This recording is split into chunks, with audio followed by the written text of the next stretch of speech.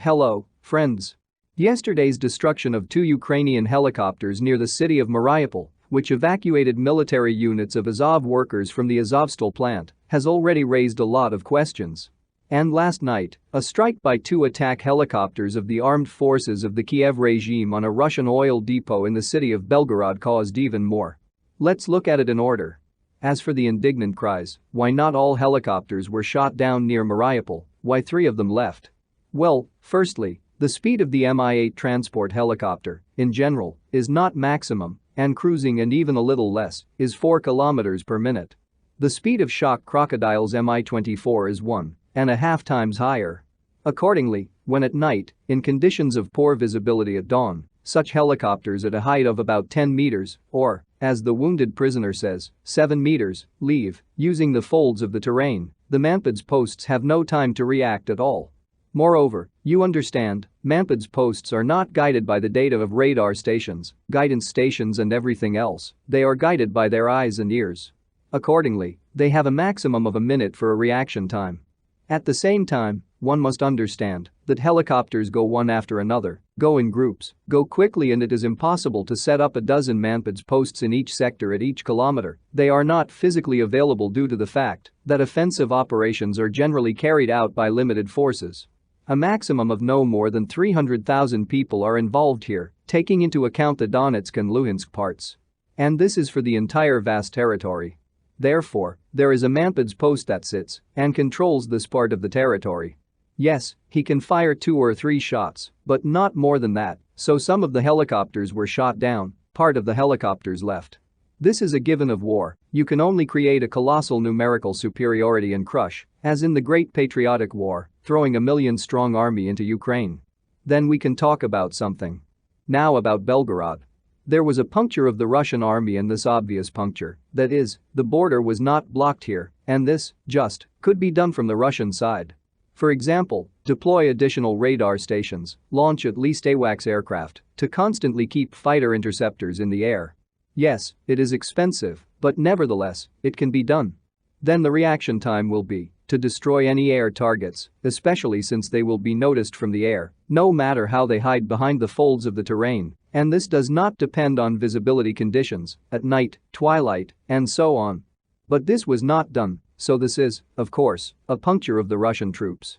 Actually, this is a relief for the armed forces of Ukraine, because the real distance from the Ukrainian border to Belgorod is 38 kilometers, even taking into account the fact that, if, for example, there will be 60 kilometers of a helicopter route, but this is still 6 minutes of flight for a shock crocodile, therefore only airborne aircraft or Manpad's posts or air defense systems that are deployed and are in combat condition, but this requires so that these helicopters fly somewhere near them.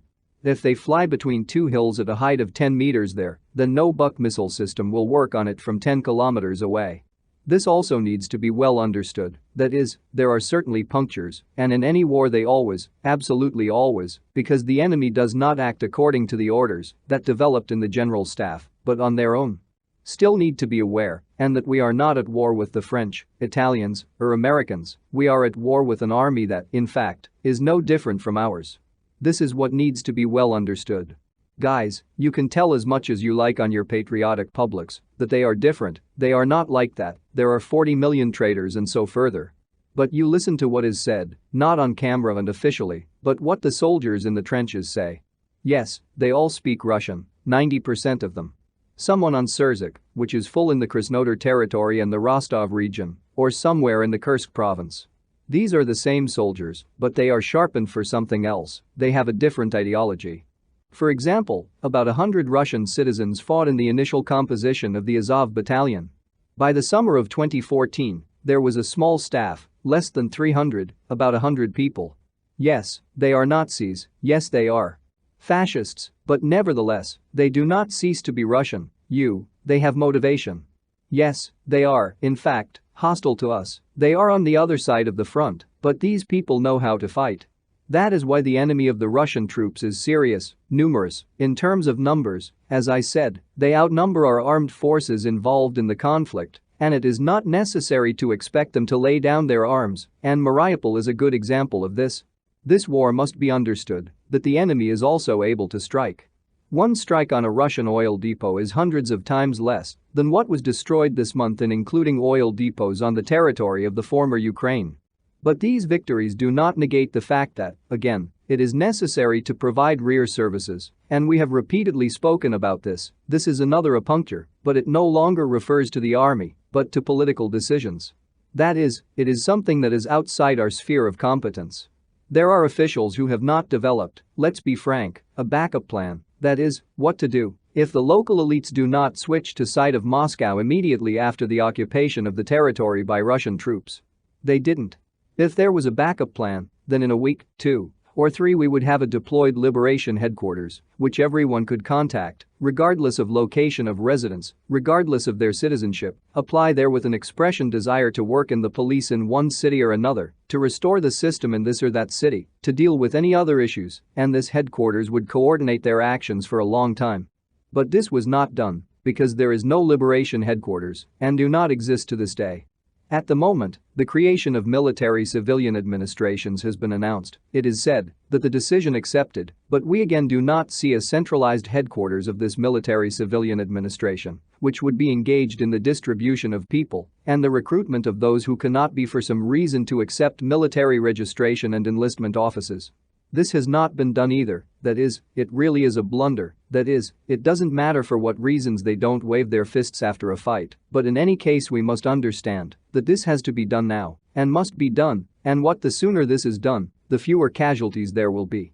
Here the scheme is quite obvious. The armed forces have entered, a backbone is being created in this settlement in the form of a military commandant's office. This backbone is overgrown with civilian specialists and those who are sent by the liberation headquarters, including local forces who are ready to work and organize normal life. Gradually formed the police and military-civilian administration. Accordingly, the military is protected since they have a rear provided. Now this is not the case, therefore, until this is provided, there will be such punctures. One more thing. There is no need to try to tell and follow the lead of the same representatives of the Kiev regime who invent stories about some kind of saboteurs from local residents who allegedly put marks, beacons, direct these attack helicopters or something else you see. There is no need to become like the enemy. You need to be aware that there is a war going on. Enemy strikes are inevitable, they will certainly continue, and the longer this goes on, the more cases there will be when these strikes are carried out haphazardly, chaotically, including against civilian targets, including those located on the territory of the Russian Federation. That's all the best to you, and see you soon.